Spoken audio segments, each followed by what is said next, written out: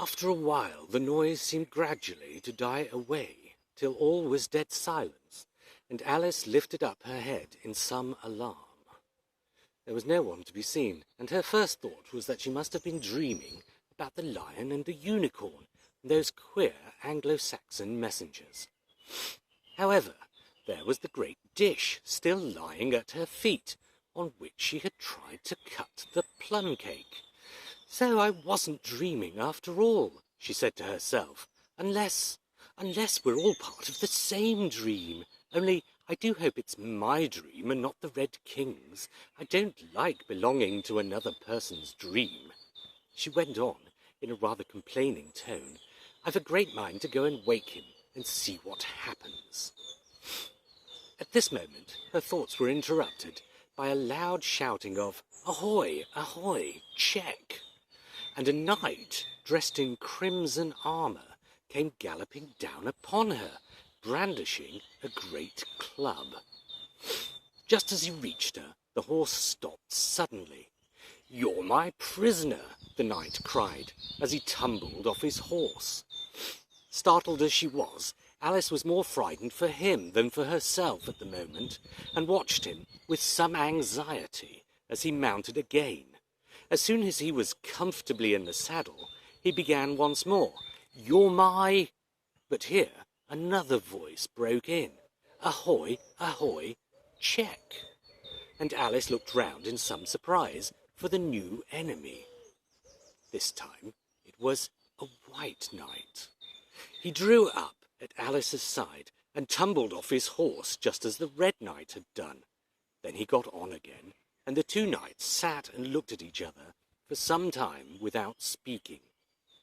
Alice looked from one to the other in some bewilderment. She's my prisoner, you know, the red knight said at last. Yes, but then I came and rescued her, the white knight replied.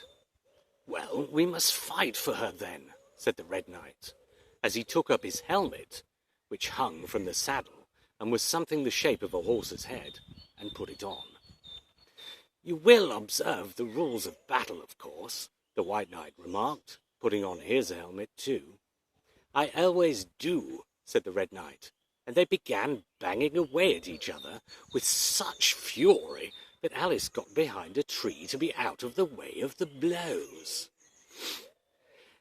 I wonder now what the rules of battle are, she said to herself, as she watched the fight, timidly peeping out from her hiding place.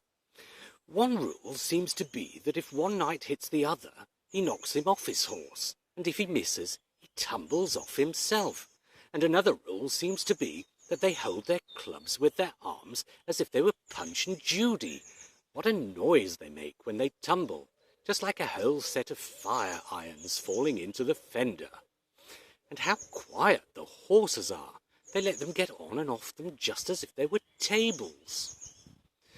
Another rule of battle that Alice had not noticed seemed to be that they always fell on their heads, and the battle ended with their both falling off in this way, side by side. When they got up again, they shook hands, and then the red knight mounted and galloped off. It was a glorious victory, wasn't it? Said the white knight, as he came up, panting. I don't know, Alice said doubtfully. I don't want to be anybody's prisoner. I want to be a queen. So you will when you've safely crossed the next brook, said the white knight. I'll see you safe to the end of the wood, and then I must go back, you know. That's the end of my move. Thank you very much, said Alice. May I help you off with your helmet? It was evidently more than he could manage by himself. However, she managed to shake him out of it at last. Now one can breathe more easily, said the knight, putting back his shaggy hair with both hands and turning his gentle face and large mild eyes to Alice. She thought she had never seen such a strange-looking soldier in all her life. He was dressed in tin armour, which seemed to fit him very badly, and he had a queer-shaped little deal box fastened across his shoulders, upside down, and with the lid hanging open. Alice looked at it with great curiosity. I see you're admiring My little box, the knight said in a friendly tone.